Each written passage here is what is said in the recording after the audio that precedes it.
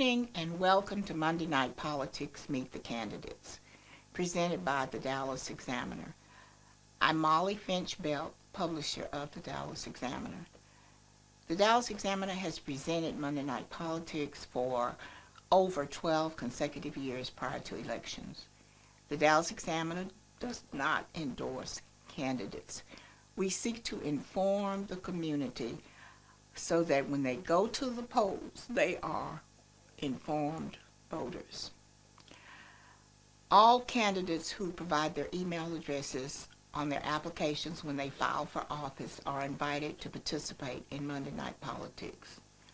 Monday Night Politics is not a debate, it's a forum designed to inform the community about the candidates' qualifications, their platform, etc.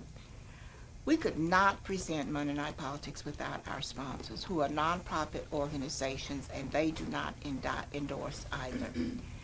In addition to Monday Night Politics, our website, www.dallasexaminer.com, has a section for voter education. Here you'll find current information about voting. Visit www.dallasexaminer.com. I would be remiss if I didn't mention two people who have worked with Monday Night Politics Meet the Candidates behind the scenes for over 12 years. The first person is Robin Jimenez, Vice President of Production and Editorial at the Dallas Examiner. The other person is Christy Thomas, Monday Night Politics Advisory Committee. We are happy tonight to have as our moderator Charles O'Neill. Charles is president of the Texas Association of African American Chambers of Commerce, and he was the first editor for the Dallas Examiner when the newspaper was founded by my father in 1986. Thank you for attending the forum tonight. And good evening and welcome again to tonight's edition of Monday Night Politics, brought to you by the Dallas Examiner. We have an action-packed and a tight schedule for tonight because we've had to add in a candidate from last week's forum, candidate for Attorney General. So this week we have with us today, and we'll start with our candidates for Lieutenant Governor. We'll have then Attorney General candidate, and then we've got three judicial races: District Judge, 255th District, 282nd District, and the 204th District. And we'll cap off the evening with our candidates for Governor of the state of Texas. So without further ado, we have tonight with us as candidates for the office of Lieutenant Governor, we have Ms. Carla Braley and Mr. Mike Collier. As we were noted earlier today, you have 2 minutes for an opening statement, and then we'll have 2 minutes for responses as well. So without further ado, Ms. Braley, you're on. 2 minutes for an opening statement.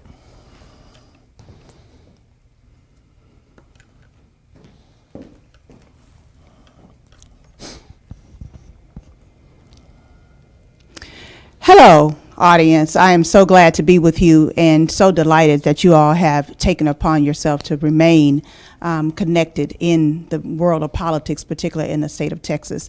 I am Carla Braley, and I'm running for Lieutenant Governor. I am a mother, I'm an educator, I am a long-time committed Democrat, and more so than anything, I am a fearless fighter for all Texans. My entire life has been dedicated to public service. Over the past 3.5 years, I served as the vice chair of the Texas Democratic Party, traveling across the state, Zooming, flying, whatever we had to do to ensure that we elected local candidates to make sure that they are serving in a way that we are pushing for democratic values. And that's what I believe is at stake right now, democracy. We have leadership that have failed us from the left to the right. We have leadership that has not provided guidance in a way that is going to restore justice in our state. I really believe that our rights are on the line, and I could no longer stand on the sidelines. For me, I absolutely believe that we must address education so that we have the highest quality, inclusive education that moves towards a pipeline for our workforce. And then we must address healthcare. It is absolutely essential that we not only expand healthcare, but we make sure that premiums are more affordable. And lastly, while I can discuss many more priorities, we must deal with the priorities of protecting our rights in this state. I am Carla Braley, running for Lieutenant Governor to ensure that we have a Texas for tomorrow. Texas is our home, and I want to join you to make sure that we have one Texas united. Thank you very much. Mr. Collier. Guess we gotta clean it together.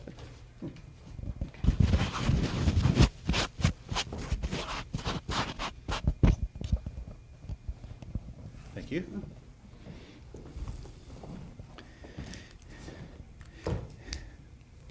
Hello, my name is Mike Collier, candidate for Texas Lieutenant Governor. Carl, it's nice to see you. We Zoom all over the state. It's nice to see you in person. I ran against Stan Patrick for Lieutenant Governor last time, and I came close, and I'm very passionate that the next Lieutenant Governor must be a Democrat. We have so many problems in this state, and particularly in the black community, and so much of it comes down to money. Now, in my professional life, I am an accountant, and when I think about solving the inequity in public education, which is profound and wrong, morally wrong. We have schools that are quite successful, but we have schools that need help. And the question is always, where are you going to get the money to do it? Expanding Medicaid. We have to expand Medicaid. We must also be creating jobs and creating economic opportunity for all Texans, not just for Texans in some communities, but for all Texans. And then that leads to a discussion around infrastructure, which is so important. Financial infrastructure so that people can get to those jobs. Grocery stores and food and the rest. We are not investing properly in every community in this state. We are not investing in black communities. And as a financial professional, as an accountant, I know where the money is. And being successful as Lieutenant Governor and achieving these objectives, it's so much about making sure that we argue the case and find the money and put the money to work where it's really going to help people. We're such a prosperous state, but not everybody is enjoying equally in that prosperity. And we must protect the right to vote, and the reason why that's related is that the current Lieutenant Governor is not doing his job, and you're angry, and you ought to be angry. And that's why he doesn't want you to vote. And so that's why we must protect the right to vote and go to the polls and change the Lieutenant Governor and then start investing properly in all communities in the state. And I'm very passionate about it. My name is Mike Collier, very honored to be here this evening, candidate for Texas Lieutenant Governor. Mr. Collier, stay there, and you'll take the first question. Okay. The Lieutenant Governor's office is characterized as the most powerful political seat in the state of Texas. Ms. Braley said that we've suffered from failed leadership. Kind of outline, if you will, some of the ways that powerful seat has failed the state of Texas. Yeah, thank you. Well, the Lieutenant Governor is And you'll have that truly one of the most, if not the most powerful position in the state, because Lieutenant Governor sets the agenda for the legislature. So all matters related to policy, all matters related to the budget, start with the legislature, and the Lieutenant Governor drives that discussion. Our current incumbent, that Ms. Braley and I are working so hard to defeat, sets the wrong agenda. Our current Lieutenant Governor does not set the right agenda. He is not allowing the legislature to work on funding public education. He has prevented the legislature from expanding Medicaid. He's done nothing to fix the grid, and that cost a lot of people their lives, and it cost a lot of money to fix their homes. He's doing nothing about investing in all of our communities, such as the black community. Instead, what he's doing, and there's so many other problems, instead what he's doing is finding incendiary issues that make people angry and pit one Texan against another. Some call it culture wars. And he is not doing the job. And the Lieutenant Governor, is the most powerful position in this state, must do his job, which is why this Lieutenant Governor, the incumbent, must go. And we must elect a new Lieutenant Governor, and it ought to be a Democrat. Thank you. Same question to you, Ms. Braley.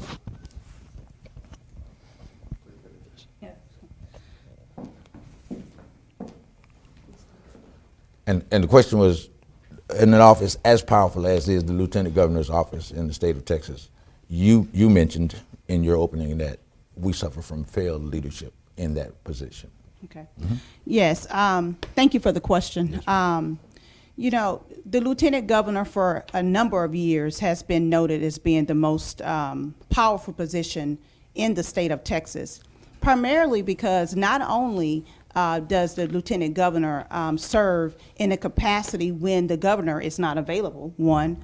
But two, the lieutenant governor sets the agenda. And three, more importantly than anything, the lieutenant governor has the power to ensure that we have the most prominent, most well-read leaders to be appointed to each of the committees.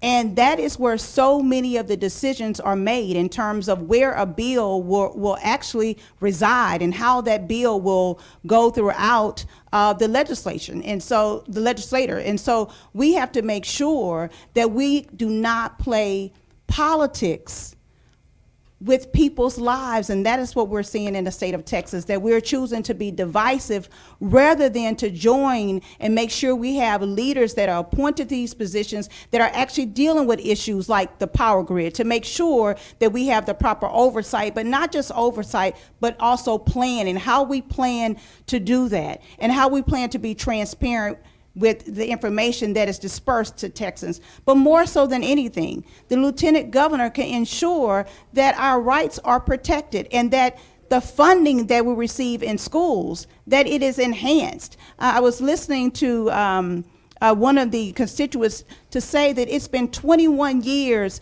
since staff in the teaching area have received a promotion or increase in their cost of living. And so those are the things that we absolutely must change. And instead of going for cultural wars, we have to make sure that we put people at the center. And that is what the lieutenant governor has the ability to be able to do. Okay, so the next question to you, and then to you, Mr. Collier, is among the almost incendiary kinds of legislation that made its way through this past legislative session, probably among the most damaging to a black community, is gerrymandering. How do we fix that once that genie is out of the bottle, so to speak? We've got districts now drawn that will actually put a cap on the number of black elected representatives that we can elect from the state, either House and or Senate.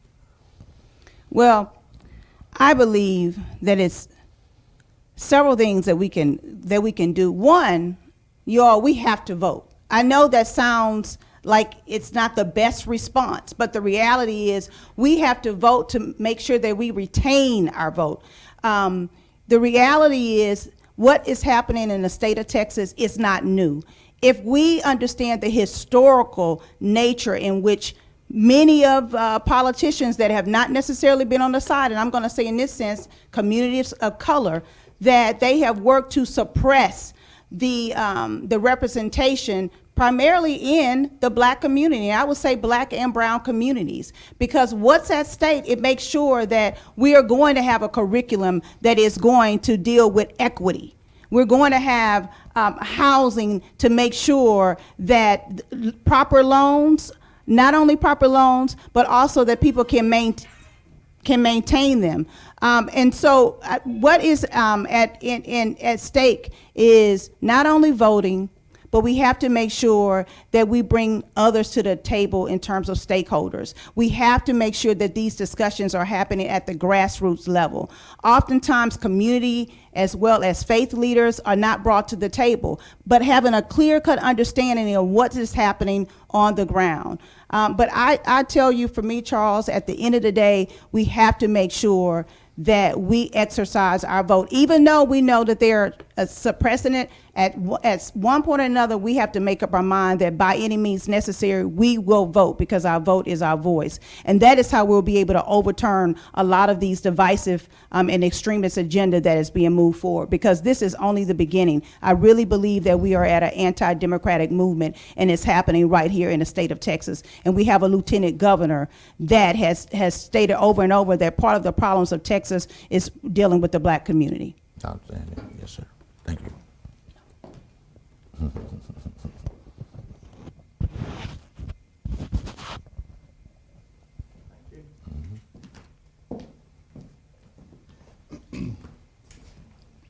There's no question that the legislature redrew the congressional districts to make sure that black, brown, and Asian Texans do not have a say in government.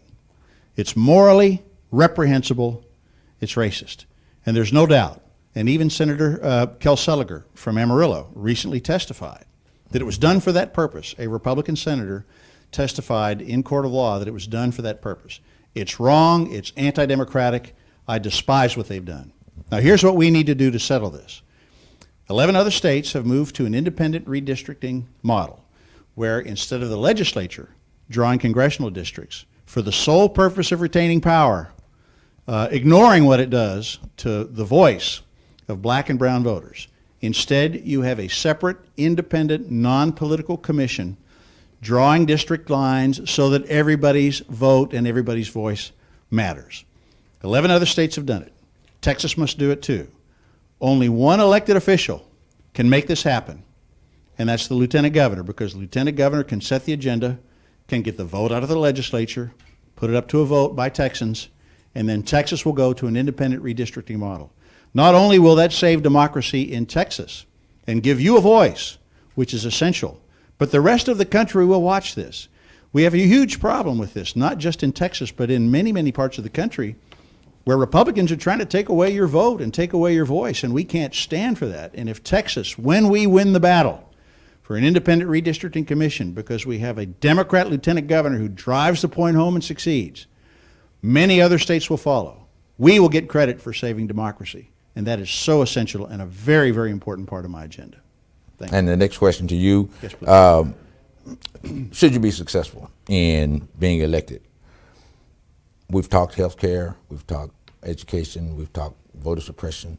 What are the top 3 priorities you would make sure that the next legislature will address? Yeah, what are the top 3 priorities of the next legislature? We've got to fix the grid because it's not working, and without a grid, we are in danger. We came very close in the state of Texas of having a complete electrical blackout, and if that happens, it would take weeks to restore it. We had many hundreds of Texans die. We had a lot of pipes burst. We had a lot of houses damaged. It cost an enormous amount of money. We have to fix the grid. We must expand Medicaid.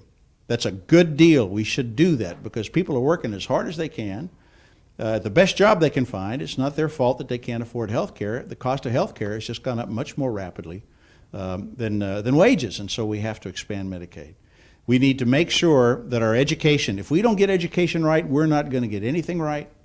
I think we have a moral obligation to all of the young people in this state, not just the sons and daughters of the well-to-do, but everyone, to create a level playing field to make sure that everybody gets a great education, public education.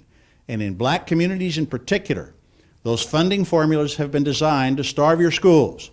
I love teachers. I applaud teachers for working so hard and doing their best, but the state's not there for them, and that's not right. So we must change the funding formulas to make sure we get money into the public schools in black communities where it's needed, and that's how we're going to take this state to where we want to go morally. Very good. Thank you. Ms. Brady.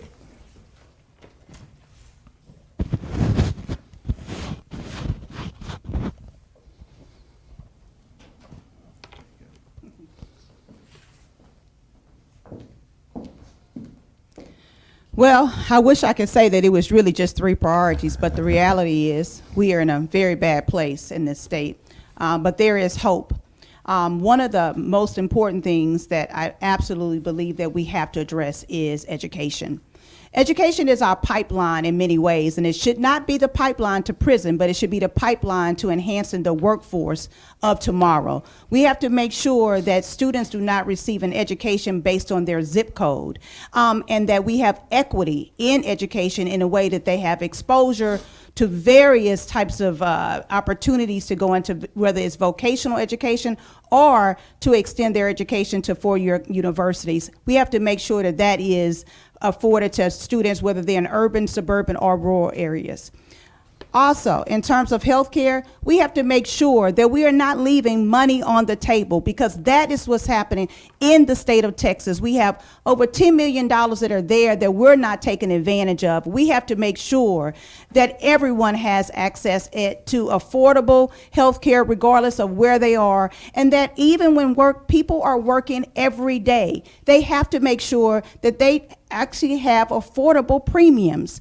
We have to make sure that people are not necessarily robbing Peter to pay Paul after working to ensure that they can be have insurance. Then You know, we can talk about the power grid. Even as a resident of Texas, I am like so many other Texans. I was also impacted by the power grid. We have to make sure that we winterize everything that needs to happen, but we're also continue to plan. And last, I absolutely think that we have to address gun violence. At the end of the day, what we are facing as Texans, we can say no. We can have more conservative gun safety issues so that we can make sure that we are embracing the Second Amendment, but at the same time, we're making sure that we're saving lives in the state of Texas. So, and unfortunately, we are pressed up against this clock, but we're going to use your closing statement for 2 minutes. But one of the questions that came in through Facebook was, so you can roll that into your closing statement, what will each candidate do specifically to fix the issues that they've identified? So. Thank you for the question. One, I think it is absolutely necessary that we have the right leaders appointed to the committees. We cannot get around that. The reality is that whoever is elected, and I'm hoping that you will elect Carla Braley as your next lieutenant governor, that we will be able to work across the aisle, because that is how decisions are made. We're going to have civility in the Senate in the way that we have not had in quite some time. And so we're going to have to make sure that decisions that are made, they are made with people at the center. How we're going to do that? One, we need to rescind what has moved forward in terms of voting rights. We need to rescind what has moved forward in terms of the heartbeat bill that does not take in consideration a woman's right to choose. Gun safety, we know absolutely that there are things that we can do to make sure we have red flag alerts, that we cannot just have where any and everyone can carry a gun. We know that that has not proven to be the safest route in our state and also in other states. We have to be willing to look at best practices and mimic what some other states are doing. And lastly, we have to make sure that we have an educational system that prepares students to make sure that they have a future in this state and that we have a workforce that they are trained to do. We can do those things in a way also that we have students and teachers that are equipped and trained to make sure that we have a very competitive virtual system that we can improve. I am Carla Braley. I am hoping that you work with me so that we can make sure that we have One Texans United, and you join with me that we can make a very historical mark by you electing the first African-American female to lead our state. And I am hoping that we can work together to ensure that our democracy continues and it is not at stake under this current leadership that we have. I'm Carla Braley, running for Lieutenant Governor. Thank you very much. Scott?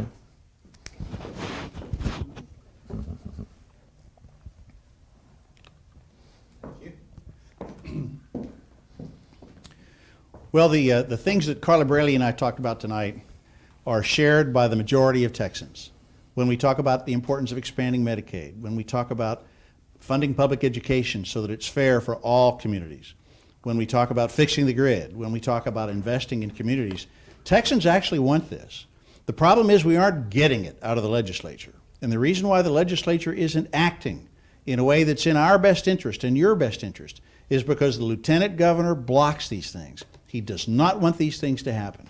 So when we elect a Democrat lieutenant governor, then we'll organize the Senate and we'll begin to make progress on these things. You'll have committee assignments so that we do the right thing and expand Medicaid and fund public education and do the rest. Texans want change in the worst way, and they want a Democrat, in my opinion, they want a Democrat lieutenant governor so that we can drive and make these changes. It'll make such a big difference in people's lives. You know, when you think about the name Texas is actually friend. It means friend, it means ally.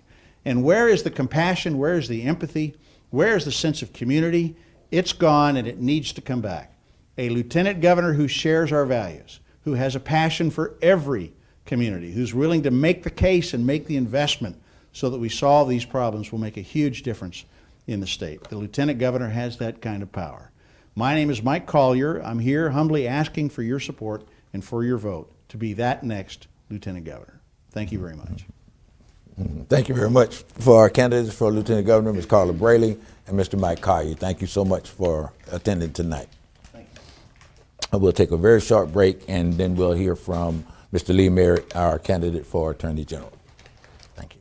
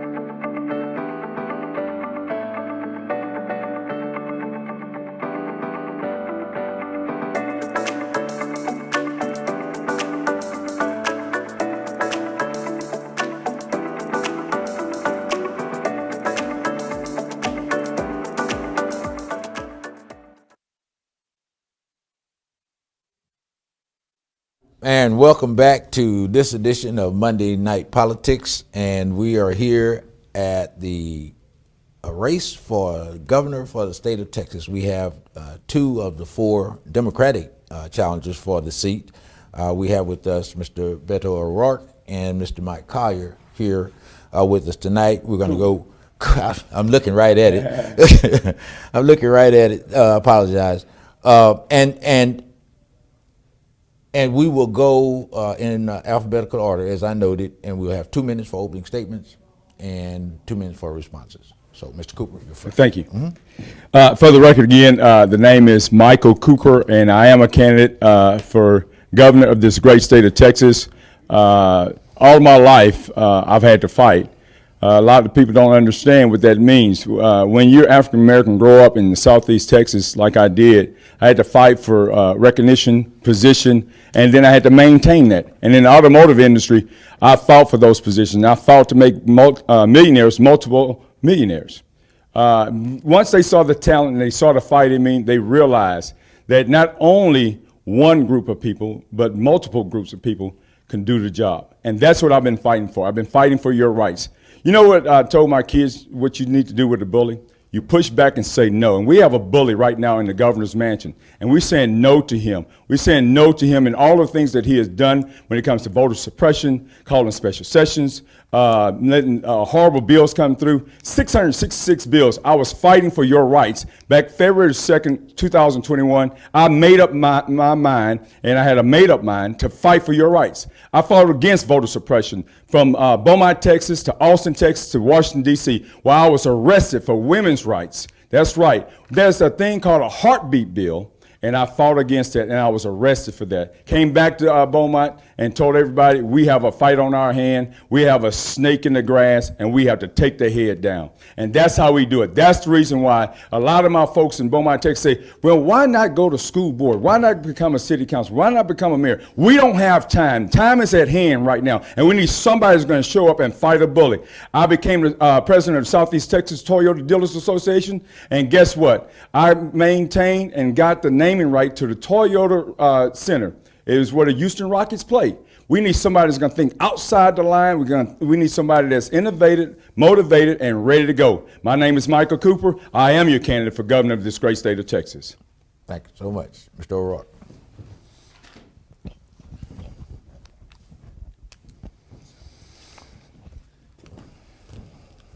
My name is Beto O'Rourke, and it is a huge honor to be with you tonight. I want to thank Mr. Charles O'Neill and Ms. Molly Belt, Mr. Cooper, and everyone who is here and everyone who's watching online right now, because there could not be a more important moment for the future of this state. And it is a moment in which we cannot be found wanting. All of us doing all we can to make sure that we overcome the challenges that we face right now in this state.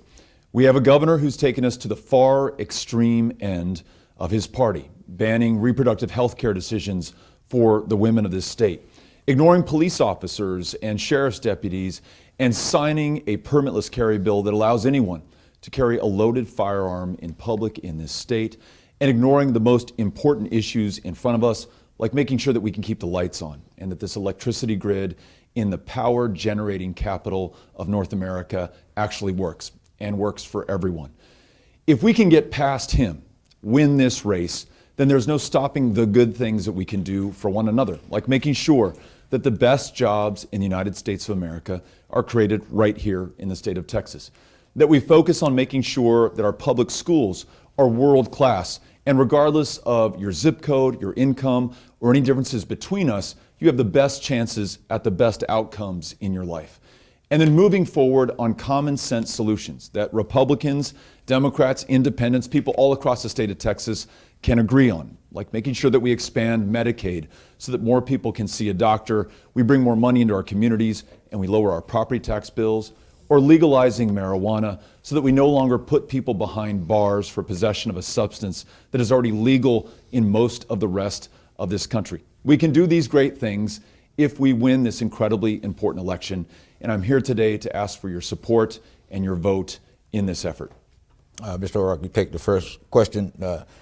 This one is personal to me because Texas has the largest black population among the 50 states. and we have a governor and a legislature, a state government, that appears to not only disregard us, but to work actively against my interests. How do we change that, and how will you change?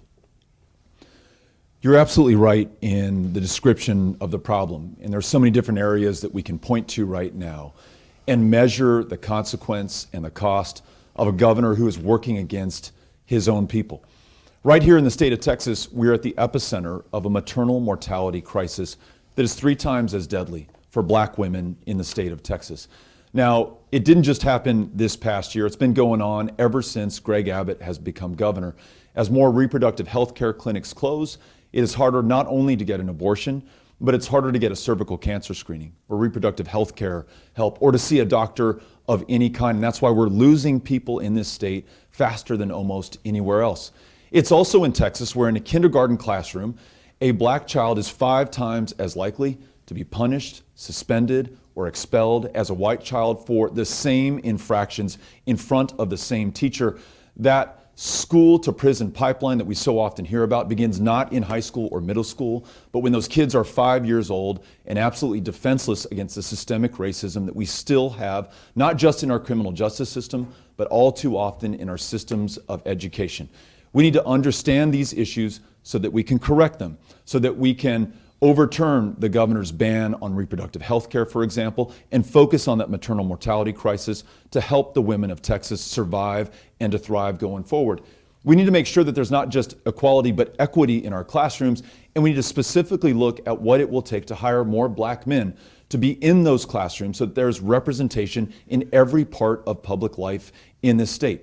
And lastly, we need to make sure that state resources in this 9th economy on planet Earth flow everywhere in this state, and that we create opportunity not just where opportunity has always been, but precisely where it has been found wanting. That's how we see the greatest growth and equal opportunity for all in the state of Texas going forward. Mr. Cooper.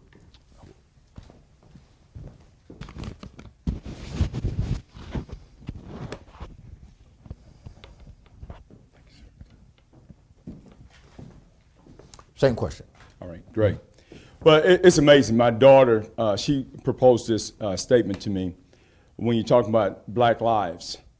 And I wasn't even familiar with Black Lives Matter back when George Floyd was killed, murdered in front of plain daylight. Well, I was invited to speak in Vidor, Texas, where we all know is known as a sundown town. If you're from Dallas, you've probably driven that way to go to Louisiana. I stood on a stage where they burned a cross late 90s. In 1992, you can Google on CNN, they said if a black man is walking down the street in Vidor, Texas, we will kill him. That was said. But you can also Google and you'll find Michael Cooper going to a place where he's not welcome, was not welcome, and they say, this is a setup, don't go there. Don't go there, they're gonna kill you, they're gonna assassinate you in broad daylight. And because of that, I went anyway. I went because black lives really do matter. Why is that? Because I happen to be a black man that grew up in this skin, and I'm comfortable in it. And I learned how to work with other folks that don't look like me, so that means that I know how to get things done with Anglo-Republican men that's running the great state of Texas right now. They have a heart, but we just need to penetrate that heart.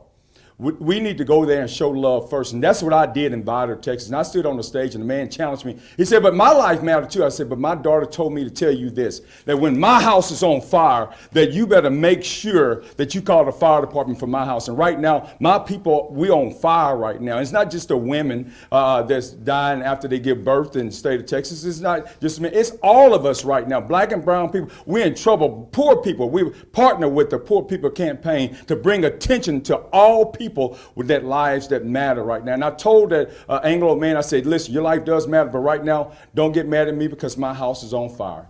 And I'm here right now to let you know that my name is Michael Cooper. I'm going to fight to put your fire out.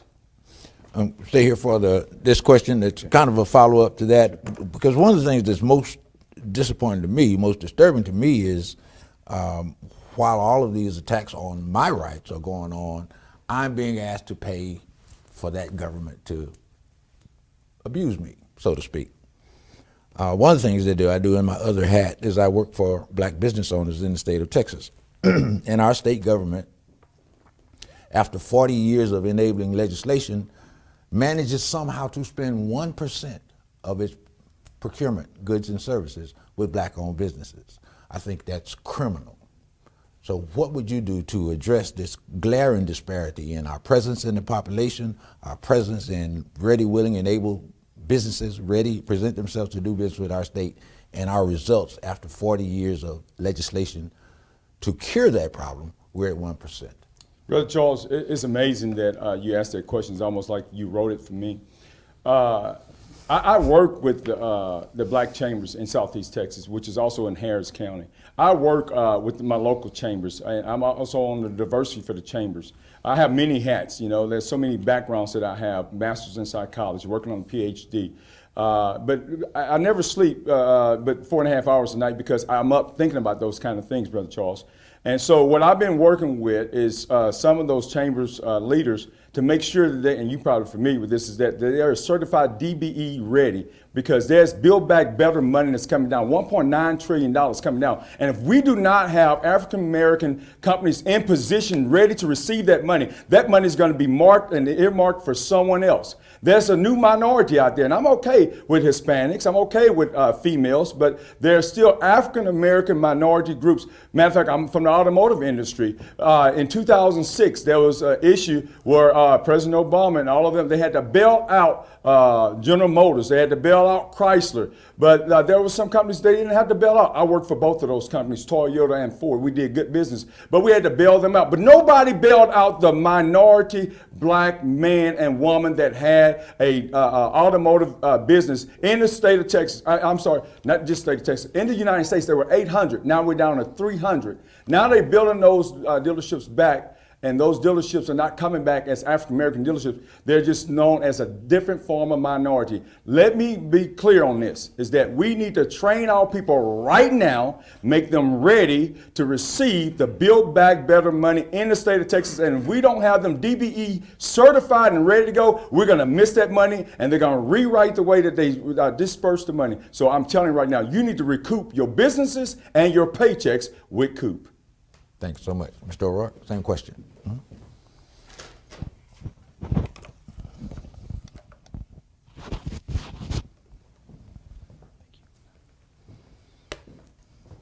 I'd like to build on what Mr. Cooper just said, because so much of it made so much sense to me. We have to make sure that we're ready for these opportunities when they come through. We also have to make sure that we're cognizant of the problem in the first place. And you pointed out, Mr. O'Neill, that we're spending less than 1% on businesses that should be just as competitive as any other business in the state of Texas, a state government which spends more than $120 billion a year throughout this state. It is creating wealth and opportunity and jobs in the process. Let's make sure that those are distributed throughout the state. Again, regardless of your income, regardless of any other difference between us, that is clearly not happening right now. I had the chance recently to talk to the county judge of Fort Bend County, KP George. He is the first non-Anglo elected to that position in the history of Fort Bend County. And he's making sure that there are opportunities now for one of the most diverse counties in the United States of America. And it begins with a disparity study so that we understand where county money is being spent in Fort Bend. Let's use that model in the state of Texas and really make sure that we understand, measure, and quantify the problem so that we can fix it going forward. Like Mr. Cooper, I want to make sure that independent mom and pop business owners have every opportunity to compete, to succeed, and to create more jobs in their community. And to also acknowledge the fact that there's been a structure in Texas in place for a long time that has helped some at the expense of others. And as Mr. O'Neill says, all of us pay taxes and support that system. Let's make sure that that system supports and creates opportunity for everyone in the state of Texas. Last thing, I do want to make sure, as I echo again Mr. Cooper's comments about voting rights, that when we talk about our government and how our government spends, that everyone has an equal opportunity to choose who that government is and who represents them and how their voice will be heard. Voting rights is connected to economic rights. That's why it's also a priority of mine in this campaign. And I'll set this one up and just give you a good chance to just punch the incumbent again, because about 3 weeks ago, Governor Abbott sent a letter to every agency head, 164, I think, state agencies, directing them not to apply for federal funds. You referenced Build Back Better, because federal funds come with strings attached with them. I heard that as federal funds must be distributed fairly. And he is saying, let's not do that. That's crazy, because it's not that we're getting money from the federal government, it's money that's returned to the state of Texas. How do you put that into someplace that makes sense? This rejection of federal funds that, as Mr. O'Neill said, are our funds to begin with. We are all federal taxpayers. We've all paid into that. This is money that is being distributed across the country and is being refused right now by our governor. These are resources that could go into our schools, they could fix our bridges, they could extend broadband in big cities and rural communities alike. And we are either sitting on it or rejecting it wholesale. And this is not an anomaly. This is the pattern and practice of this governor so far. For example, Governor Abbott has left $100 billion of Medicaid expansion money on the table, refusing to take yes for an answer, especially at a time where initially the federal government was going to pay 100 cents on the dollar of expansion, then 95 cents. The current offer is 90 cents. Still pretty good. If that money were to come into Dallas County, for example, it could add hundreds of millions of dollars to the local economy, connect more doctors with patients, ensure that we no longer have people dying of diabetes, of the flu, and curable cancers here in the wealthiest, most powerful country in the world in the 21st century. And it could also lower property taxes, because we'll no longer have to fund uncompensated care at the county hospital district level. This is not about Democrats. This is just common sense. And because the governor will not follow it, he is hurting the people of this state. His incompetence in this case, his corruption when it came to the grid, his inability to meet the deadliest pandemic of the last 102 years has made Greg Abbott one of the leading causes of death in the state of Texas right now. It is urgent that we change course and that we replace this person in this position of power and public trust with someone who will focus on the well-being of every Texan. And where we have an opportunity to draw down dollars and partnerships, including and maybe especially from the federal government, let's take that opportunity. Very good. Thank you. Mr. Cooper, same question.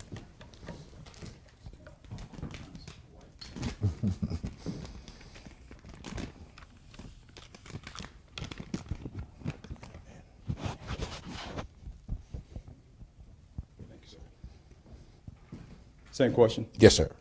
Well, it's amazing. We have a governor that has decided to give back hundreds of millions of dollars to the federal government. He's already proven that he doesn't want anything to do with federal money, but we know that our budget is maxed out here in the state of Texas. We can move some things around. As the legislature decided to make cannabis legal, and I want all the revenue to go towards education, of course. But at the same time, we have money that we can get assistance. There were $2 billion that the governor sent back last year that he didn't spend because he didn't see fit to give it to African American communities to keep people assisting with renters assistance, keep the lights on. He can care less because he has friends that's escaping the state of Texas going somewhere else. But that's a whole nother statement. So we need to make sure that we hold him accountable by electing him out of the seat this term. We need to make sure that we say no to bullets. We need to push back and say we need our money here in the state of Texas. Matter of fact, where I'm from in Port Arthur, Texas, I'm from Beaumont, Texas, actually, but 18 miles up the street, Port Arthur, Texas, he kept $5 million of money from that area because the superintendent, the mayor decided to put masks on, have mandates, get vaccinations to open up schools. But we have a bully that is just pushing us around in the state of Texas, especially African American people. Up here in Dallas, you know something about what he did. He showed you that he did not care about you because he appointed a guy from your school board here in Dallas, Texas. Let me give you his name, Mike Morath. He's your education commissioner.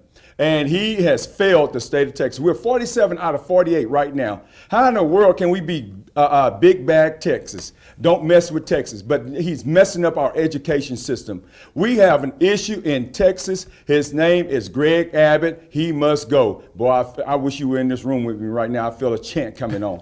He must go. Greg Abbott must go. There's some people in here chanting with me. But anyway, I'm going to leave them alone. I need your help. My name is Michael Cooper. Last question, we're going to roll this into your closing statement. Top priorities, should you be elected?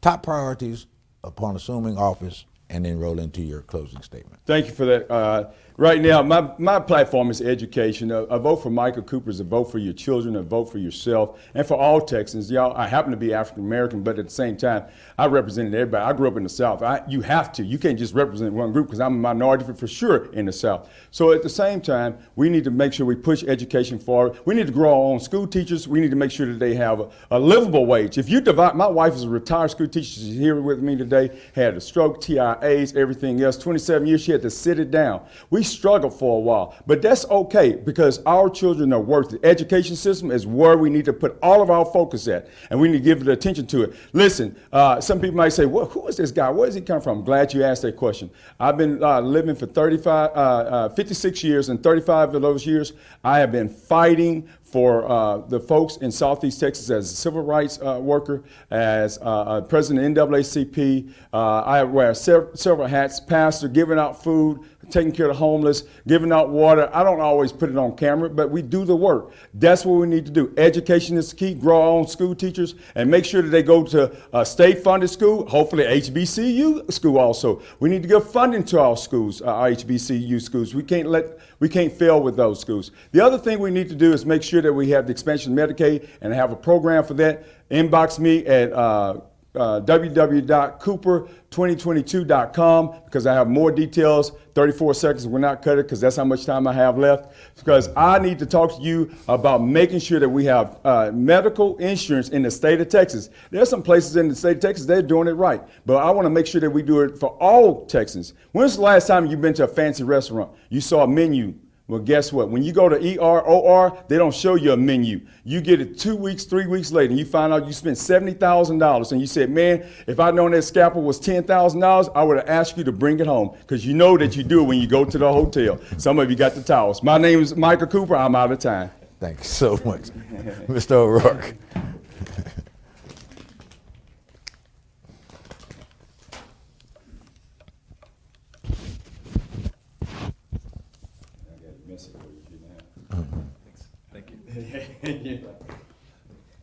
And the question was top priorities, should you be elected, and the closing statement. One of the last times that I saw Michael Cooper was walking from Georgetown, Texas to Austin, Texas to march for, walk for, call attention to the need for voting rights in this state. We are the hardest state in the country in which to cast a ballot. Now that's not right. It's not right for Democrats. It's not right for independents. It's not right for Republicans. There are men and women who have given their lives for this democracy in uniform, storming the beaches of Normandy, 1944, fighting fascism to protect democracy at home. There are men and women who marched for it in the 50s and 60s at the risk of their own lives, and some lost their lives to push the Texas president, LBJ, to sign the Voting Rights Act of 1965 into law. We are coming very close to losing that, which so many have served and sacrificed to obtain in the first place. I want to make sure that in Texas, if you are a citizen and you are eligible, there is no obstacle in your way to casting that ballot and having a voice in this democracy and deciding who it is that represents you. Because I'm confident that if we do that, then the big priorities of this state, I agree with Mr. Cooper on public education and getting behind those public school educators, that we become #1 in the nation for the quality of public schools. That we ensure that the best jobs created in America are found right here in the state of Texas, and everyone has a chance to compete for them. And that we move forward on the things that make all the common sense in the world, that don't need to divide us or keep us polarized or pitted against each other, like expanding Medicaid so that people can see a doctor and be well enough to pursue their potential. These are the things that we can do if we choose to come together. And that is why I'm asking for your support and your help, your vote, and your willingness to volunteer to make sure that we can win this election, take on Greg Abbott, defeat him, and get this state on the right track. Thank you very much, and thank you again to Mr. O'Neill and to Ms. Molly Belt and to Mr. Cooper. Thank you so much. Our candidates for governor of the state of Texas, Mr. Michael Cooper, Mr. Beto O'Rourke. Thank you for joining us for this edition of Monday Night Politics. We look to see you next Monday, Valentine's Day. We understand that it's Valentine's Day, but come out and show some love to your candidates running to support you. Thank you so much. Thank you.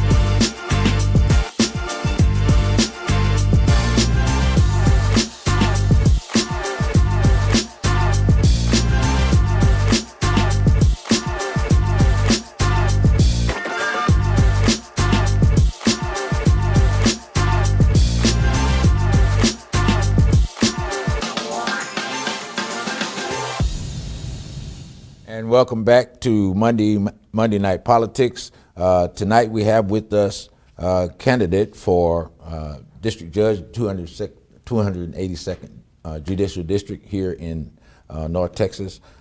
We have with us the incumbent, Judge Amber Givens. Other candidates in the race, Andy Chatham and Teresa Hawthorne, are not present with us tonight, so we'll go straight for our opening statements to Judge Givens. All right, well, good evening, and thank you for the opportunity. My name is Amber Givens, and I currently serve you as the presiding judge of the 282nd Judicial District Court here in Dallas County, Texas. In 2014, when I stood before you and asked for your support, I told you that justice for all needed to be restored to the 282nd Judicial District Court. I also told you that the court needs to be more engaged with the public. And I made those promises, and I kept those promises. I'm the only candidate in this race that has created a program to reduce recidivism. I am the only candidate in this race that has created an educational awareness program. I am the only candidate in this in this race that has created a program to prevent the youth from being involved in the criminal justice system. I am the only candidate in this race that has never been reversed by a Texas higher court, an appellate court. So I have done the work by creating the programs and bridging the gap between the courthouse and the community. I believe in being proactive and not being reactive. And I also believe in deeds and not words. I have proven to you over the last 7 years that I meant business when I asked for your support in 2014. And I'd ask for your support again. Thank you. What are the most pressing? You talk about recidivism. We know that's always a problem. We talk Yes. about the school to prison pipeline and those things. So how are you addressing those currently, and what are things that you plan to do going forward? Okay, so regarding recidivism, so when I took office in 2015, I looked and I was trying to figure out who needed my help. And what I found was that people on felony probation needed my assistance. And it wasn't because they wanted to fail on felony probation, it was because they needed additional resources. Meeting with a probation officer once a month, if you don't have family support, if you have a drug addiction issue and you don't have adequate employment, is just not enough. So I created a 10-month supplemental felony probation program. No judge handed it down to me. The county hasn't paid for it. It comes out of my pocket. It's a program I've created where I partner people that are on felony probation that need additional assistance with people from the community to bridge that gap. Too often we see a separation between the community and the courthouse. With my program, we have doctors, lawyers, whomever that's willing to serve as a mentor. And we walk the probationers through a 10-month program where we handle, everyday matters like getting your driver's license reinstated, getting a copy of your social security card, teaching them how to write resumes and cover letters. And I'm able to do this because I partner with community organizations that give of their time and give their services. So, for example, writing the resumes, oftentimes that costs $500 an hour to have someone do that with you. They donate those services. At the end of the 10-month program, they receive early release or judicial clemency, which is akin to like a pardon from the governor. And so about reducing recidivism, I believe making a program that's substantive, where you have contact with people on more than just a once-a-month basis, is key. Additionally, pipeline to prison, we all know that they're using third-grade reading scores to decide how many beds we need in prisons. And so I, along with 3 other colleagues, created a program, Pipeline of Possibilities, to disrupt that pipeline. And so we go into the DISD schools that have the highest rates of incarceration, and we teach the young children about the criminal justice system. So those are 2 actual ways that I have been fighting recidivism, and disrupting the pipeline between our schools and the prisons. And you asked me future plans. Okay, so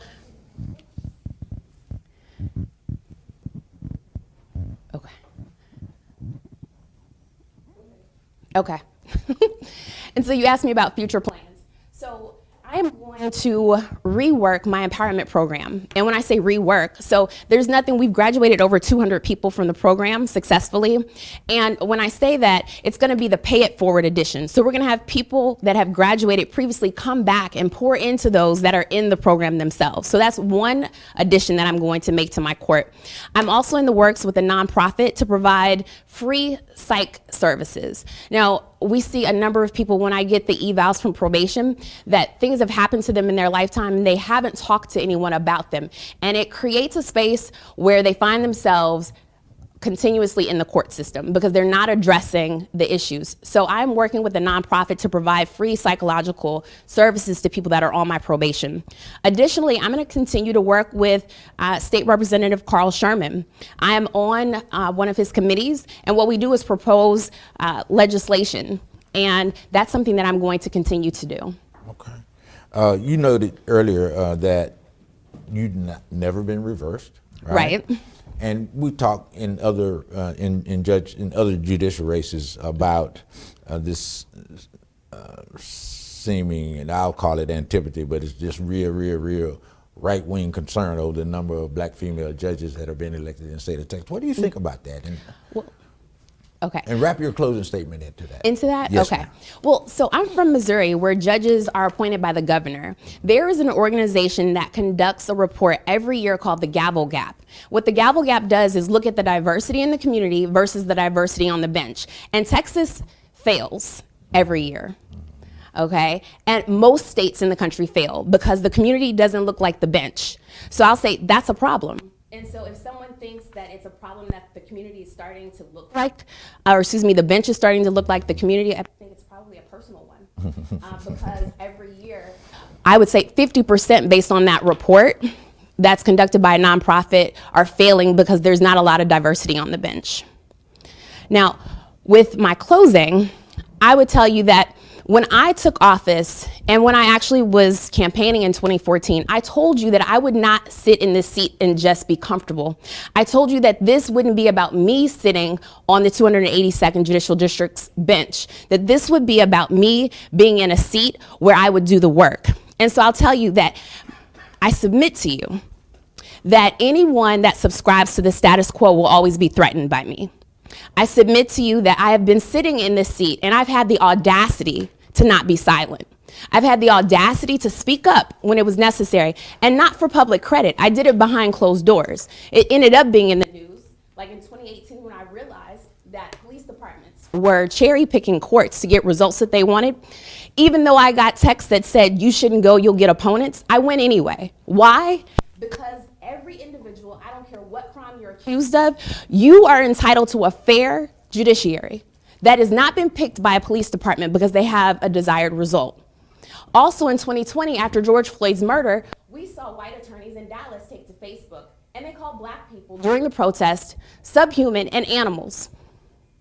I've ruffled feathers, but I'm glad that I did. I created the first anti-discrimination policy in the country that addresses the fact that no matter what your socioeconomic status is, your gender, your race, your religion, and so on, you are entitled to counsel, because what the Constitution says is that if you can't afford to pay for your attorney, you don't get to pick your attorney.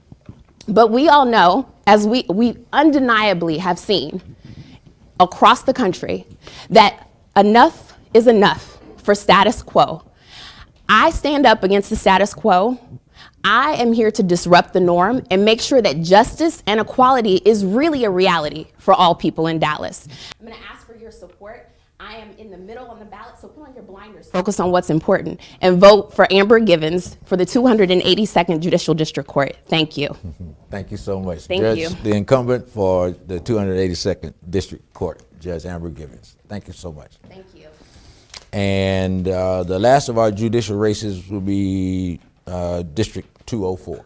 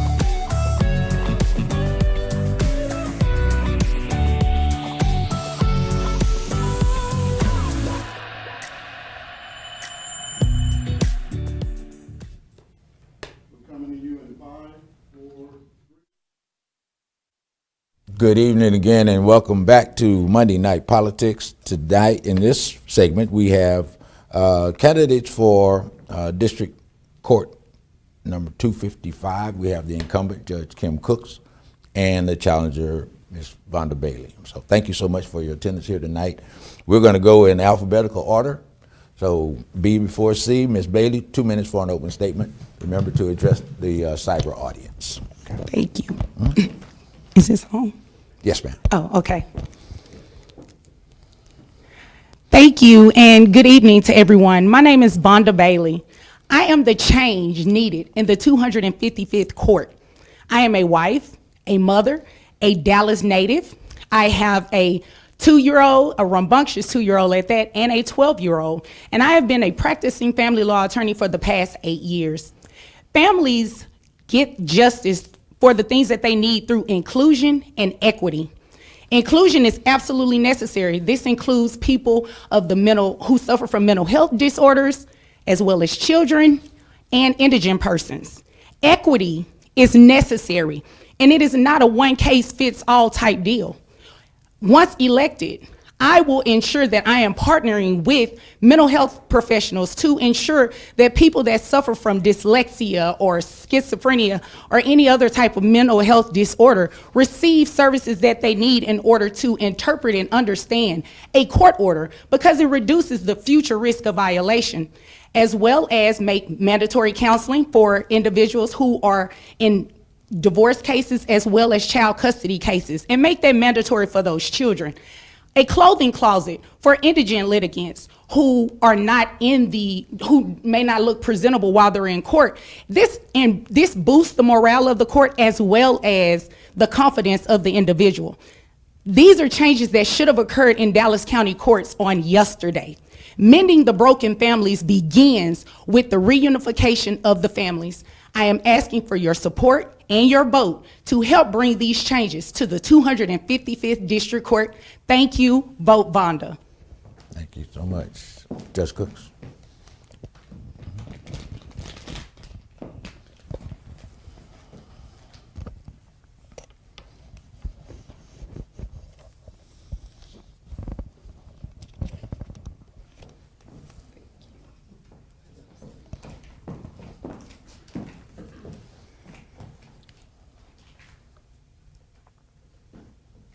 Good evening. I'm Judge Kim Cooks. I'm your presiding judge of the 255th Family Court in Dallas County, and I'm also your presiding judge of the Protective Order Court in Dallas County.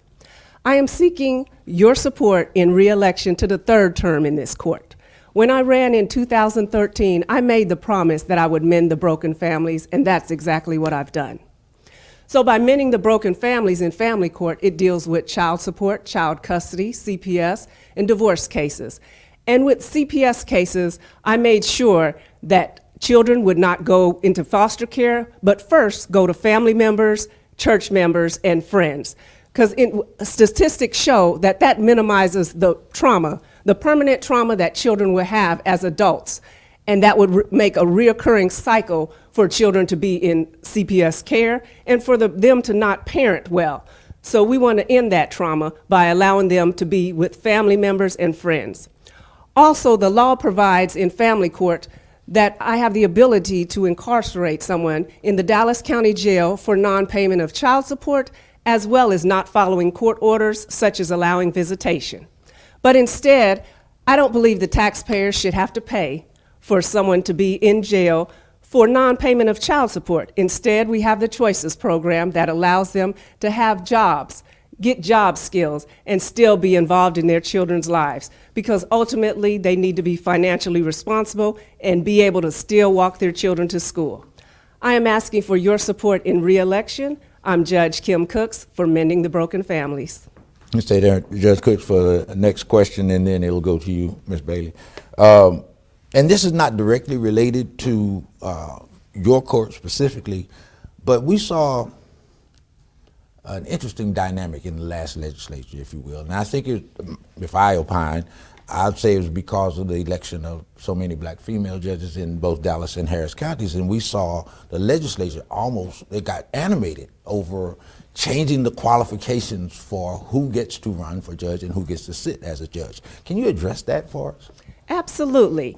So in 2014, when there was an influx of judges who got elected in Dallas County, the legislators started looking at, well, are these black women qualified?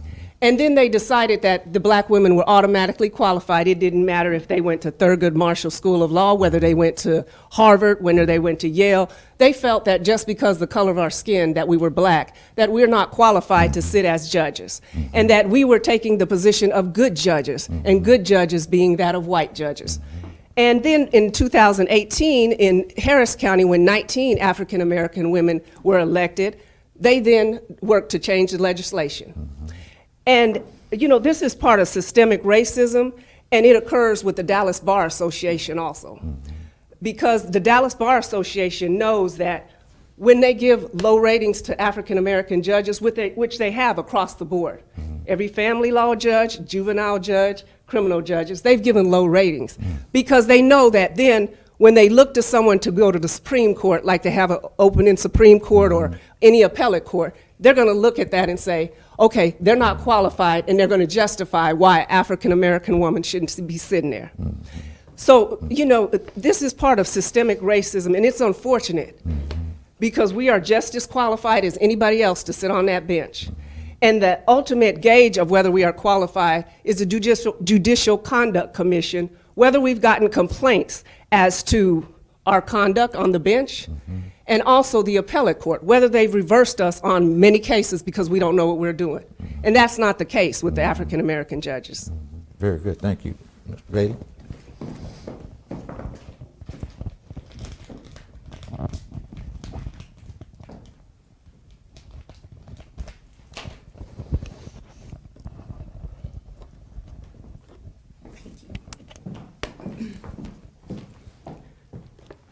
Thank you. I believe that the influx of African American women in the court system, it can be quite frightening. And let's dig a little deeper on that. It's not just about the systematic racism that we have seen occurred in numerous courtrooms across the United States, really, because a lot of black women have been getting elected. But let's also look at some of the things that take place on these benches. How are we as black women in these judicial seats conducting ourselves? Are we treating everyone fairly? Are we holding the courtroom with integrity? Are we mistreating any litigants, anything like that? So I do believe there is some accountability that needs to be taking place upon us as black women. We have to make sure that, first off, nobody is perfect. That I don't want to give that impression off at all. But we do have to do a self-reflection of ourselves because we are being we are being judged based on the way that we treat people, not only in the community, but in the courtroom as well. So those are some things that we also have to take accountability for ourselves and make sure that we are doing our jobs, what we're supposed to do, applying the law fairly, and ensuring that justice takes place in the courtrooms across the United States and in Dallas County, because this is what our taxpayers need. Taxpayers, when they go out to vote, they're not just voting for someone because of the color of their skin. They want to make sure that that is the best qualified person, not just by experience. Experience matters, but it also matters how you treat people, judicial ratings, as well as how your colleagues view you. Currently, this court ranks number 57 out of 60 judges in Dallas County. If that does not alarm you as a taxpayer, I don't know what does, because it definitely is alarming to me. Thank you. So stay for this question. So what are, should you be elected, what are the improvements or the changes you would make to improve efficiency in the court? Thank you for that question, Mr. O'Neill. There are a number of things I said.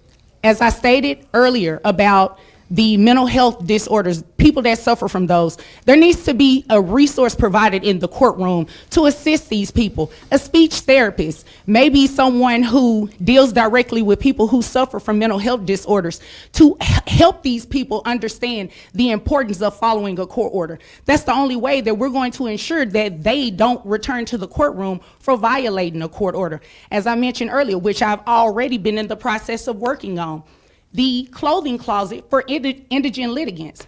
These people need to feel like they're not being judged based on what they're wearing in the courtroom, but what it is that they're actually saying on their case. They want to be heard. Mandatory counseling for these children. As you know, there is an epidemic of suicide rates across this country, and it's happening to our young people. If we're able to capture them in the most traumatic times of their lives, dealing with divorce cases and child custody cases, this will improve that for them. I also intend on having docket days. This court currently has the most backlog cases of 3,200 from the preceding month. We need to do something about that. Because of the pandemic, all courts have been streaming live in Dallas County. This court does not currently stream live. I believe this is important. The citizens of Dallas County, the taxpayers, deserve to see what is taking place in these courtrooms. How are litigants treated? What exactly is going on in terms of the application of the law? These are things that are extremely important, and I believe that I stand in solidarity with most of the taxpayers of Dallas County, and we would like to know this information. So again, I'm asking for your support to make these things happen and make changes to the 255th. Is definitely needed. Thank you. Judge Cooks.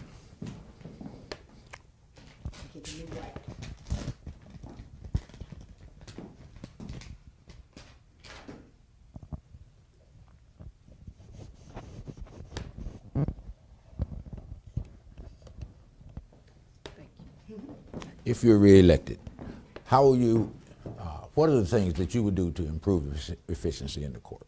The things that you plan to do? Okay, well, to begin with, the court is efficient. Yes, ma'am.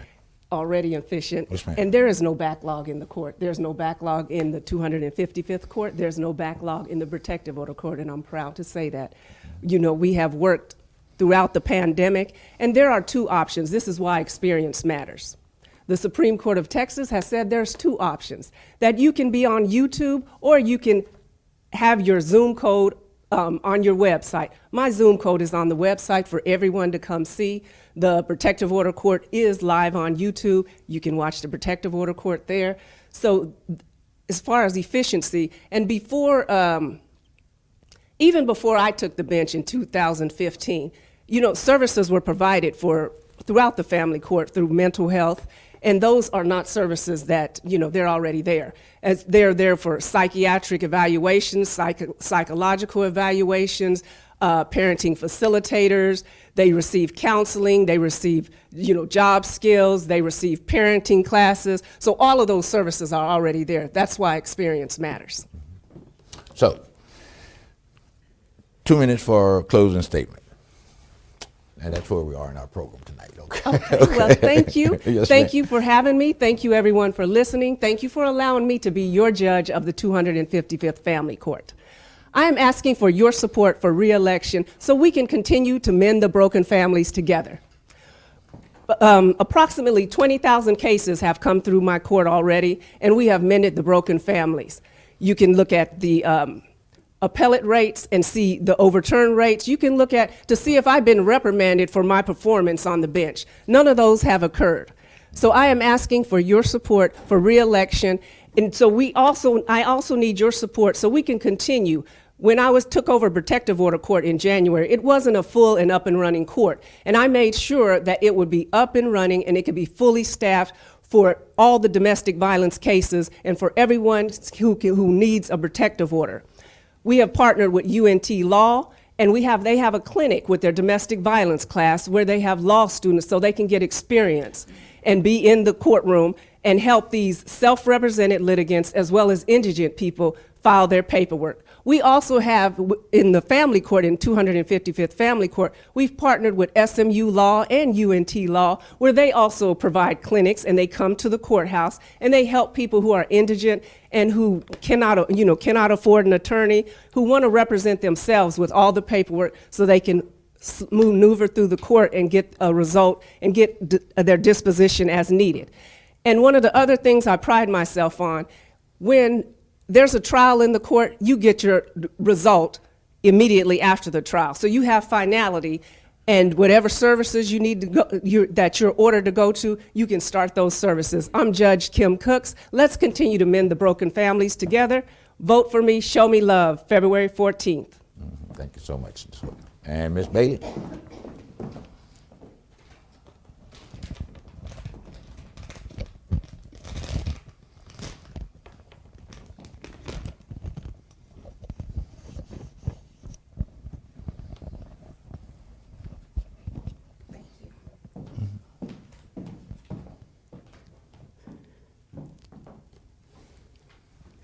As I stated to you, there are a number of changes that need to take place within the 255th Family Court. Just to name off a few of my endorsements: Commissioner John Wiley Price, the North Texas Asian Democrats, Dallas County Tejano Democrats, East Dallas Democrats, as well as the Stonewall Democrats of Dallas and Preston Hollow Democrats. All of these organizations would like to see change in the 255th court, which is why I received their endorsements. I'm asking for your support so I can ensure that counseling is mandatory for children that are involved in the divorce cases as well as the child custody cases, and that there is family counseling that is also mandatory. I'm asking for your support to help me get that clothing closet open for indigent persons so they can feel confident when they are appearing in these courts. Because let's be honest, nobody wants to appear in family courts. I'm also asking for you to help me get these medical providers who can assist these people who suffer from mental health disorders, get the assistance that they need in the courtroom to help them in understanding these court orders. Again, mending the broken families begins with the reunification of the family. I don't know about any of you, but I'm still confused about what mending the broken families actually is from the platform that we just heard. I'm asking for your support and your vote. Starting on early voting begins on February the 14th through the 25th. The primary election is March the 1st. I'm asking for your support to help implement these changes that should have occurred on yesterday in the Dallas County Family Court 255th. Again, thank you for your time. Vote Vonda. And thank you both, challenger Vonda Bailey and incumbent Judge Kim Cooks for the 255th Judicial District. Thank you so much. Thank you. Mhm.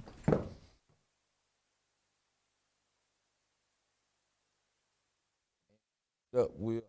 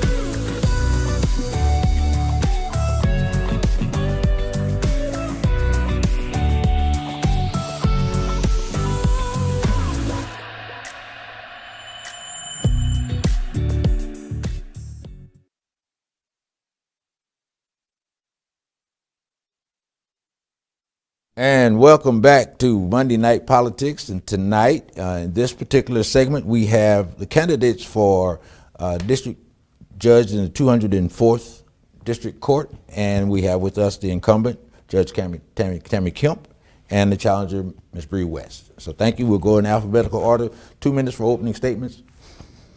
Judge Kemp, you're next. Thank you very much, sir. Thank you all very much for having me. I'm excited to say this is my third time here for Monday Night Politics.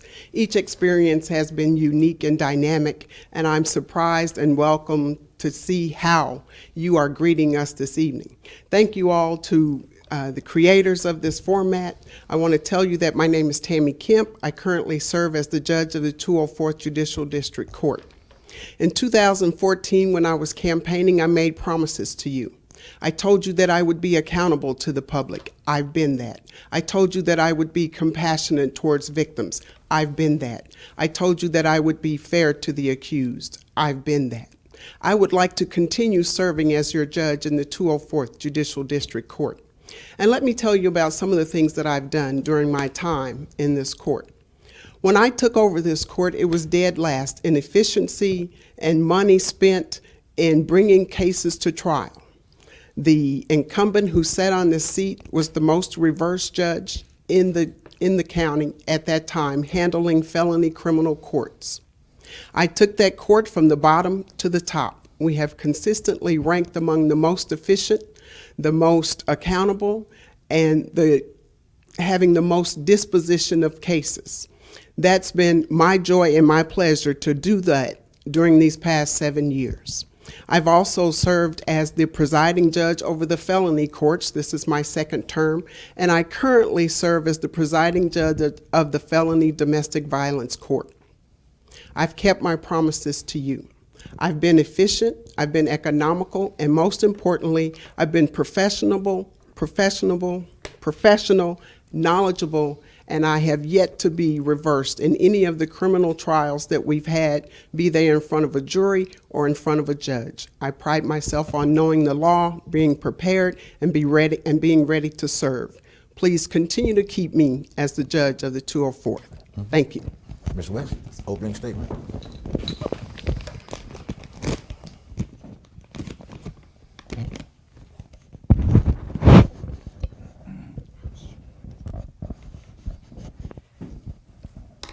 Thank you. Good evening. My name is Bree West, and I'm running for the 204th Judicial District Court in Dallas County, Texas. Thanks so much for listening and tuning in. I've been both a prosecutor and defense attorney for more than 10 years in Dallas County, primarily serving indigent defendants. That means people that can't go into the free market and hire their own attorney. I represent clients currently in my defense practice in state, federal, and federal appellate court. These experiences have made it so that I have a very unique perspective as it relates to our criminal justice system and the ways in which our criminal justice system is broken from the inside. What I intend to do for Dallas County is to bring balance back to the bench, to ensure that we have competence, fairness, and integrity in the judge that's sitting on the bench in the 204th Judicial District Court. Somebody that understands the importance of the issues that we're facing, the issues related to bail and bond reform, the issues related to people that are suffering with mental health issues and substance abuse issues, the ability for those people to have access to the courts that they're eligible for that will help them be successful and reintegrate into our communities in a safe way for them and for everybody else. I understand the need to ensure that we expand our ability to provide those types of services. It makes our community better for everyone. What I intend to do when elected to be the next judge of the 204th Judicial District Court is to make sure that each person that comes before me, whether you are a lawyer, a citizen accused, or a victim, that you have the ability, the time, and the access to be able to be heard, to have your questions answered, and to have the access to the court that you deserve. It does not matter what you've been accused of as a citizen, and it doesn't matter what you have experienced as a victim. You deserve to be able to walk into the 204th and have a judge that'll listen. Thank you so much. I look forward to your vote. And stay there for the next question, Ms. West. Let's expand on that. You mentioned some things that you'd like to do differently than are currently being done. Can you kind of expand on that? Sure. Thank you so much for the question. Currently in the 204th Judicial District Court, we need to have a judge that is accessible and that is fair, balanced, and competent. What we need to ensure is that that person has experience on both sides, because having experience on both sides helps you understand what your role is. But if you've only had experience on one side, then I think that we can all understand that you, despite how fair you may think you're being, are going to be biased towards one side or the other. What I bring to the bench is the assurity that I understand what it means for a prosecutor to do a really good job, to seek justice in the way that a prosecutor should seek justice for the state of Texas. But I also very much understand the incredible disadvantage that exists for a citizen that is accused of a criminal offense, the lack of access to resources that helps them defend their positions. You have to have somebody that's sitting on the bench that understands both sides of that. So one of the most important things that I would do is bring that with me on day one. Additionally, I understand that we have a tremendous lack of access to resources as it relates to people that are suffering with mental health conditions, people that are suffering with substance abuse. It is not something that we need to punish as it relates to being in prison. It's something that we need to treat as best as we can. There are many, many specialty programs that exist in Dallas County for people that suffer with those types of issues.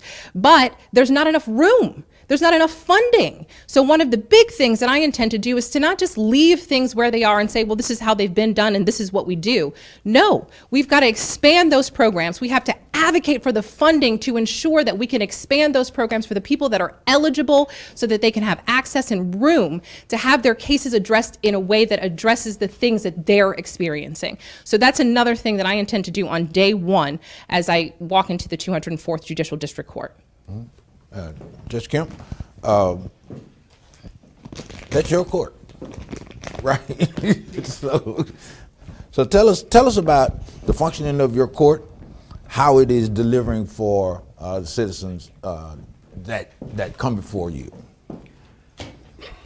Thank you. I do preside over the 204th Judicial District Court, and I am well familiar with both sides of the bench. I'm familiar with being a prosecutor. I served as a prosecutor here in Dallas County under Judge Vance, under Bill Hill, and under Craig Watkins. I tried every manner of case from the lowest misdemeanor to the highest capital murder cases, including, I'm sorry to say, a death penalty case. Not sorry that I prosecuted it, but sorry that it had to be done. I also have worked as a defense attorney for approximately 7 years. I know both sides of the aisle. And more than that, I have members of my family, friends, and community members who have been involved in the criminal justice system. I have served fairly, equitably, justly, and compassionately as the judge of the 204th. We have designed programs during this pandemic to ensure that those persons that don't have to be in jail are not in jail. When the pandemic hit in March of 2020, as the presiding judge, I came to my fellow judges and said, let's cease jury trials. It's going to create a hardship on some persons, but we can't risk the lives of the citizens. Let's open our jails to all the nonviolent offenders, even those that are awaiting drug treatment. I would rather they be safe in their homes than to contract COVID and possibly die. No one knows who COVID is going to impact. In my court, every person that is in jail has a weekly docket setting. I ensure that the prosecution is gathering discovery and providing it to the defense. I ensure that the defense attorneys are communicating the offers, the issues, and the things that need to be investigated. I ensure that investigators are appointed. I ensure that mental health evaluations are done. I ensure that psych evaluations are done, so that not only do we want to keep the community safe, we want to provide safety and the exercise of every constitutional right and privilege that an accused person has. We've been fair, we've been equitable, we've been just, and we've done it with compassion.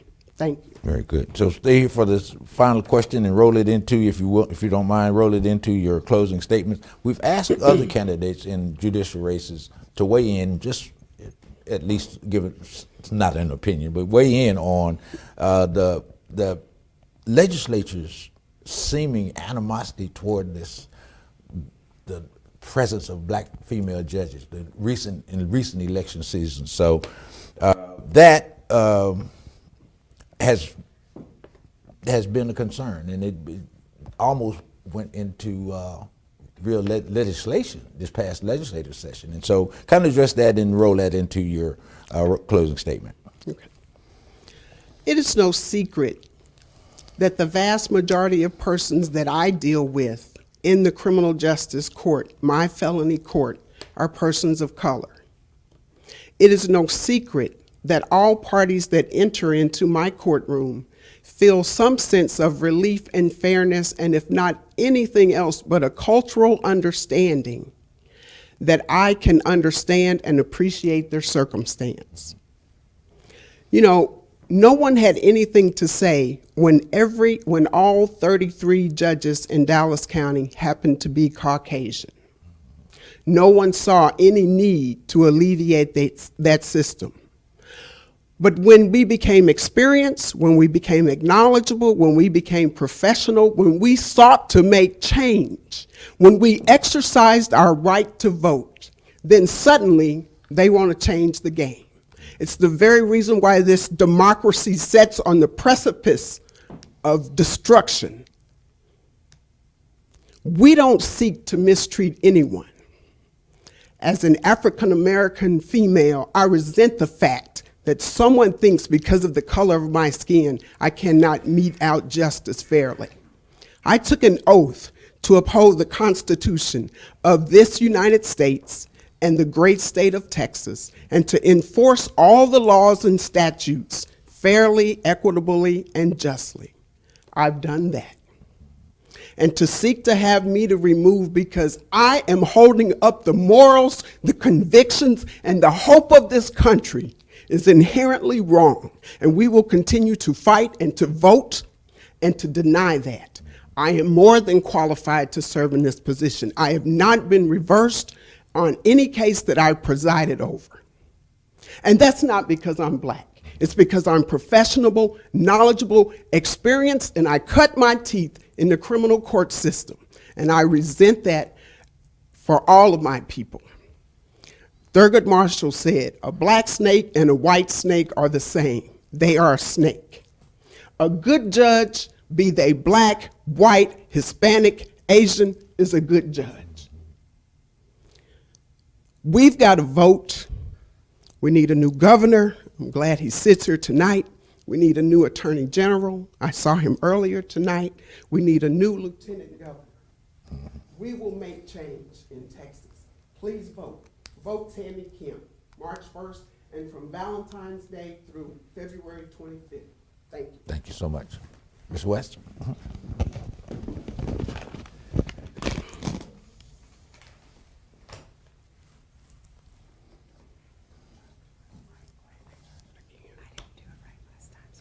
know you don't have that.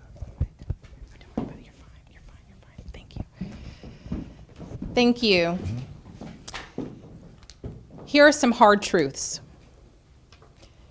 Not all judges are created equal. Not all judges do a good job. Not all judges understand our criminal justice system. And there are judges that punish for the sake of punishment. The point of the legislation that you were discussing, sir, was to limit the way in which criminal justice reform can happen in our country. Because the reality of the situation is that it's black and brown people that populate our criminal justice system, and therefore there should be African American or black and brown judges that sit before those citizens that are accused. That's the hard truth. The reality of the situation is the color of my skin or anybody else's skin has absolutely no bearing on whether they can do a good job. It has no bearing on whether they can do a good job. The reality is there are judges that just don't do a good job. And that is where you as voters come in. It doesn't have anything to do with legislating anything, capping people, years of experience, whatever the discussion was. It has to do with you, the voter. This is the time, this is the opportunity for you to educate yourself on what is required for somebody to sit on these benches in Dallas County. What is it that you want to see if you or your loved one has to come into contact with the criminal justice system? Who do you want sitting on that bench? Do you want a person that has 10 plus years of experience in Dallas County, representing people both as in state, federal, and federal appellate court, somebody that has experience as a prosecutor, that has occurred over the last 10 years, that has represented people over the last 10 years here in Dallas County? Do you want somebody that understands the issues that we are facing as a community related to bail and bond reform? Do you want somebody that understands the issues that we face with substance abuse and mental health issues? If you want that, educate yourself on Bree West. That's what we need to have happen here in Dallas County. That not what the legislature is trying to do. So please go visit my website, learn about what I'm doing, learn about my experience, and vote on February 14th. Vote for Bree West for judge. Thank you so very much. Thank you so much, Ms. Bree West, challenger for 204th Judicial District, and the incumbent Judge Tammy Kemp. Thank you so much for your attendance tonight.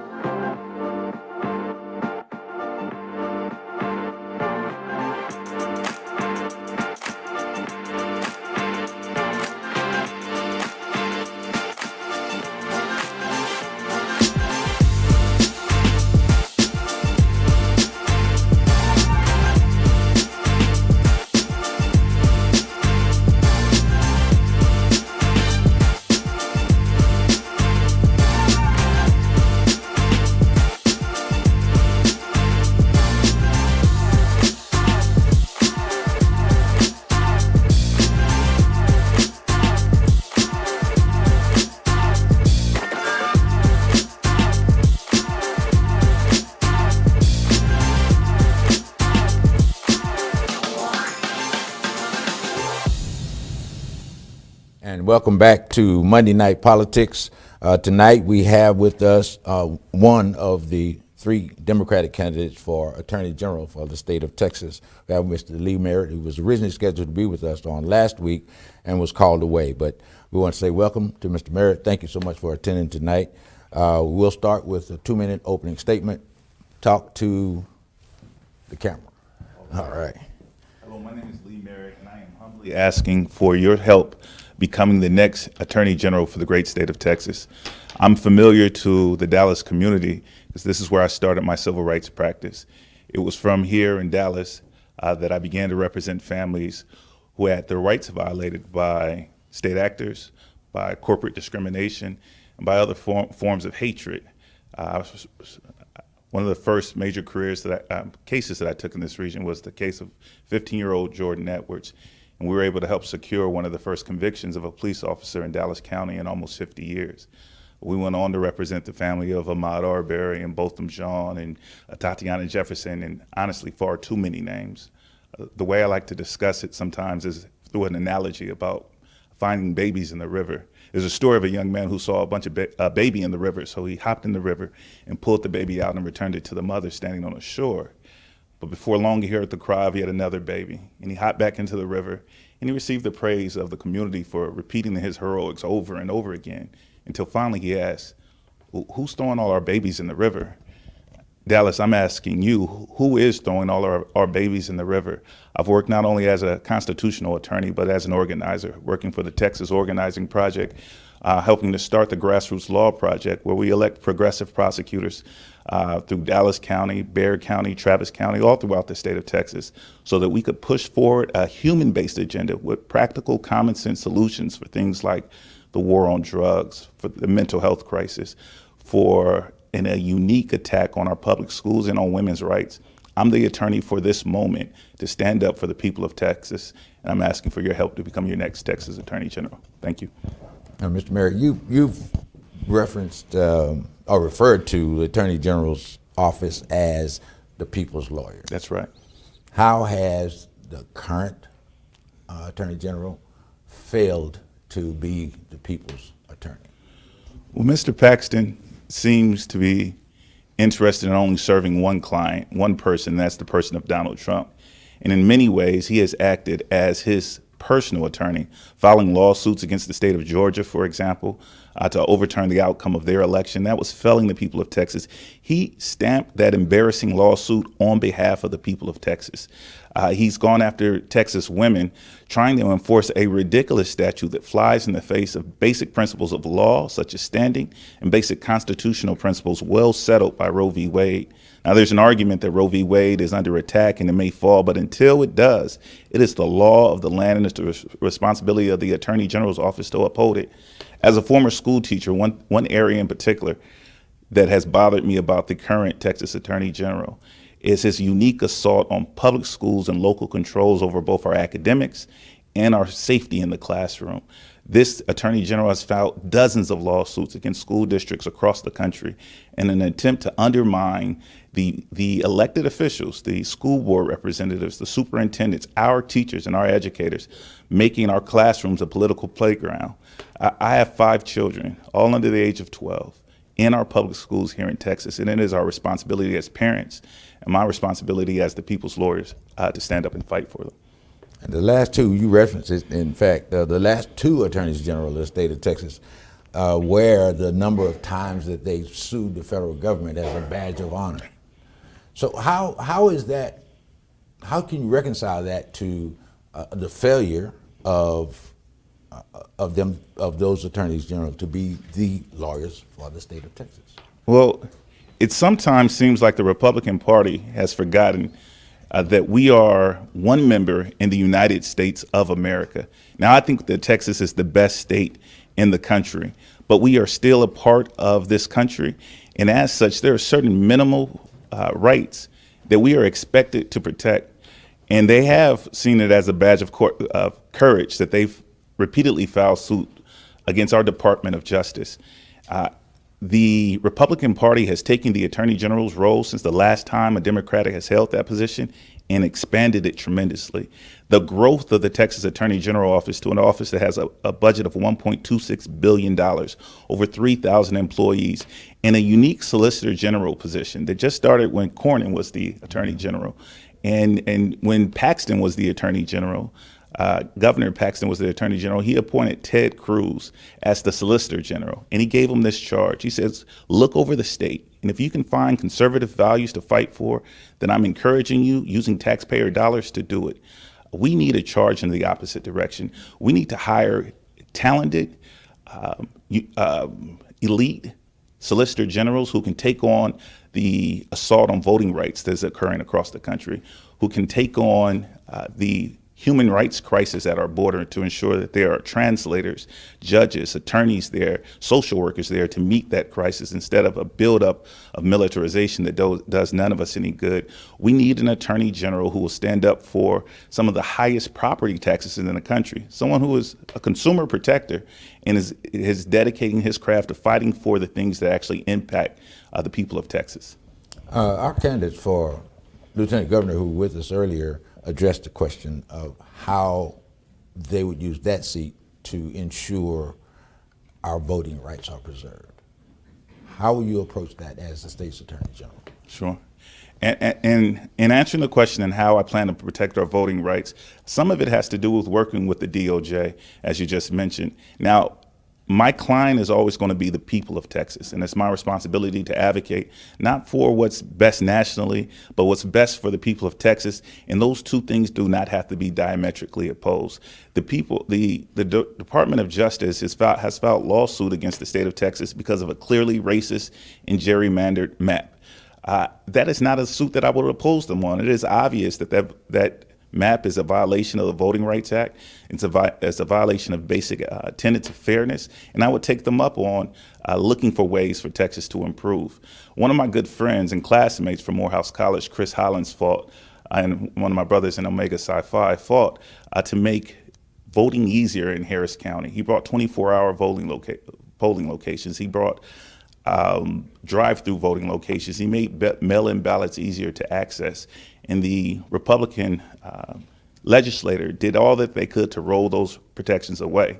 Well, I've learned as a civil rights practitioner that those accommodations that Chris Hollins fought so hard for in Harris County serve more than anybody else Americans with disabilities. And under the Federal Americans with Disabilities Act, our state actors are required to make reasonable accommodations for the least of those among us. And this is how this plays out. Because ADA, individual citizens with disabilities, exist in a protected class, you can't ask whether or not they belong to that class when they go to the polls. That means under federal law, it is our responsibility to make reasonable accommodations for those with disabilities, but you can't ask them if they have disabilities, so you make those available for all of us. When I pursue litigation on behalf of the people of Texas, I will be asserting the protections offered through the federal government under the ADA, which I believe will expand our access to voting. So we'll do this final question and roll your closing. I know you have another appointment that you have to make it to. So quite obviously, you will be the first black Attorney General of the state of Texas, running as a Democrat. And we've had this Republican-controlled state government for years. How will you assure all of Texas that you'll be the Attorney General, the lawyer for all of Texas, and get accomplished the things that are very, very, very personally important to Texas's black community? Absolutely. So as a Texan and as a black man, I am unapologetically black, and I have a responsibility from my position as the people's lawyer in my private practice, and certainly as the people's lawyer for the state of Texas, to take on issues with urgency. And so when we begin to talk about the deadliest police culture in the modern world, or the most incarcerated nation in human history, that's something that impacts us all. Now, just because it disproportionately impacts black and brown citizens doesn't mean that it should not be urgent for other members of the state of Texas. And so, no, I will not back down from my lifelong fight to end the era of mass incarceration and end the war on drugs that really played out as a war on black and brown communities. But I've demonstrated over and over again through my practice that I can work across the aisle.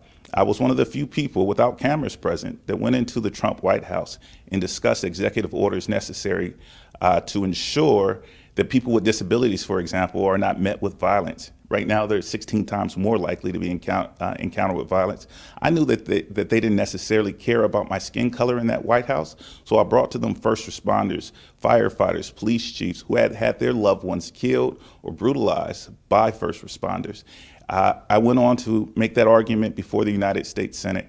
I continue to make that argument before the Biden DOJ, who this month will be releasing additional executive orders in lieu that will help protect Texans in lieu of their failure to pass the George Floyd Justice and Policing Act. My career has been built in locations not like Philadelphia or California with large bastions of progressives, but I've built my careers in the Hunt counties, in the Bell counties, and Tarrant counties. I've fought hard and worked across the aisle to represent all Texans, and I will continue to do that as the next Texas Attorney General.